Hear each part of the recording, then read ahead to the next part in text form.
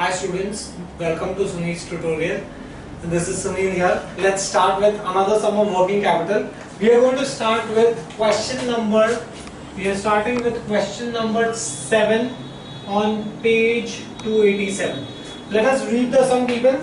They've given you that Infinity Limited commences a new project for manufacture of components. The following cost information has been ascertained for annual production of 18,000 units.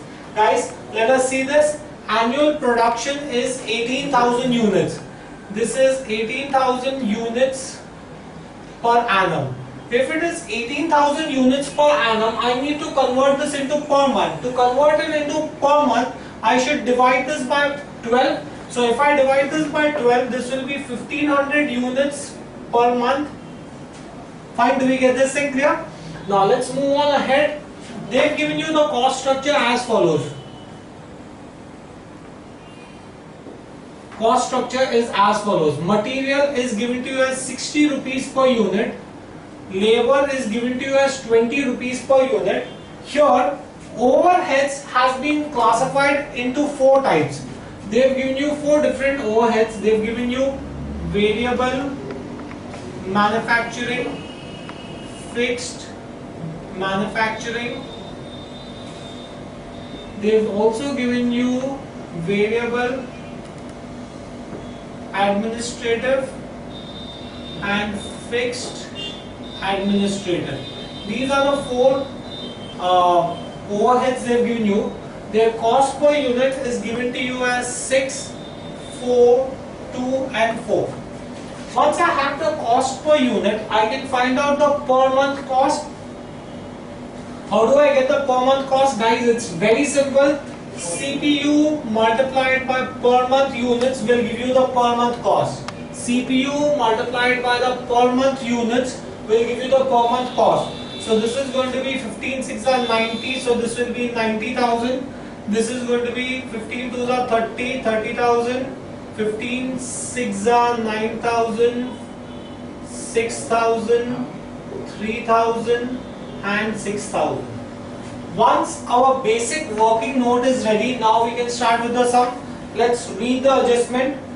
They've also told you that selling price per unit is 120 rupees. Selling price per unit is given to you as 120 rupees. Now let's start. They've given you stock of material is 2.5 months. We have already found out material to be 90,000. We have already found out material to be 90,000. This is 2.5 months, right? Next, they've given you work in progress. Work in progress is given to you as half a month.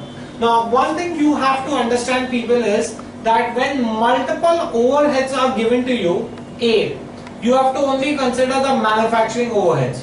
B, when multiple manufacturing overheads are given to you, you have to consider only the variable manufacturing overheads. I'll repeat this again, guys. When you have multiple overheads given to you, you have to consider only the manufacturing overheads. When multiple manufacturing overheads are given to you, you have to consider only the variable manufacturing overheads. So let's see this. Material we had already found out is 90,000. Labor is 30,000. And overheads, as I told you, you have to consider overheads, as I told you, you have to consider only the variable manufacturing overheads. You have to consider only the variable manufacturing overheads, which is 9,000. The time period is given to you as half a month. Half a month can be written as 0.5. When you are doing work in progress, labor and overheads has to be multiplied with an extra 0.5. Now, let's see this. They've given you that finished goods is to be calculated at total cost. So, finished goods is going to be calculated at total cost. So, this is going to be 80, 90, 94, 96 is my total cost. Right? 96 is going to be my total cost.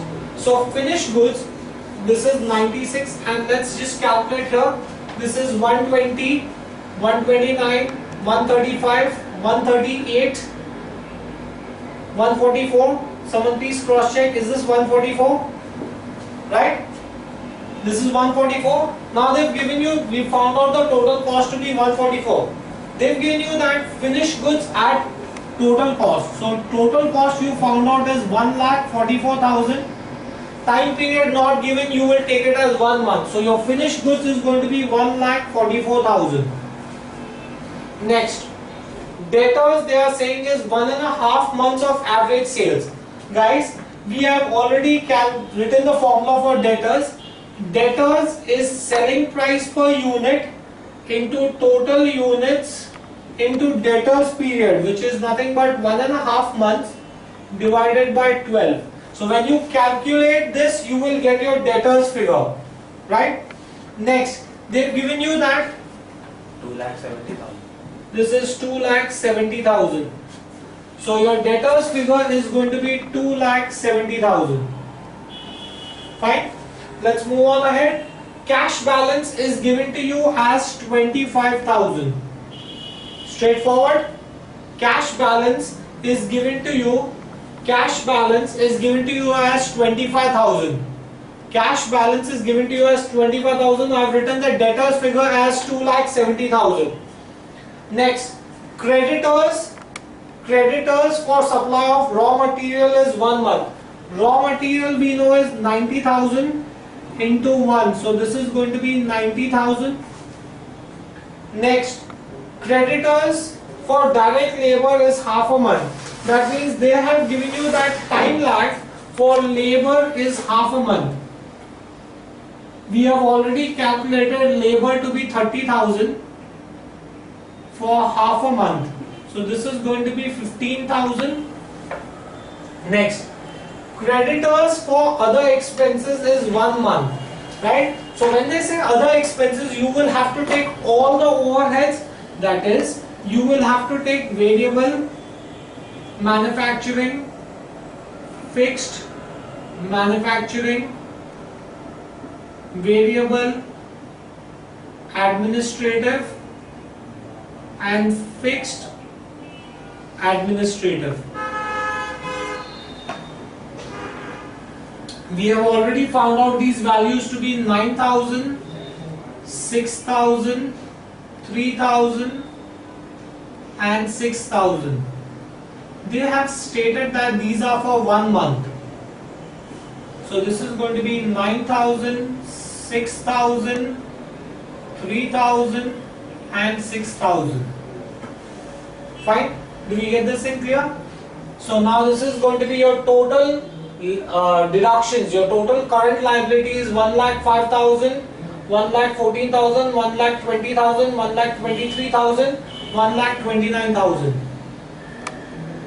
Your total deductions are 1,29,000. Let's just work this out. This is going to be 180.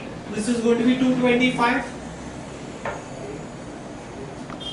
This is going to be 45. This is going to be 7,500. This is going to be 2250. 45. This is 52, 54, 750. Someone cross check. 54, 750. This is 1,44,000 we have already written. Right? Now all you will have to do now is just add these figures. That will give you gross working capital. From that deduct the 1,29,000. That will give you net working capital. So 225, you add this 225 plus 54,750 plus 1,44,000 plus 2,70,000 plus 25,000. How much is that?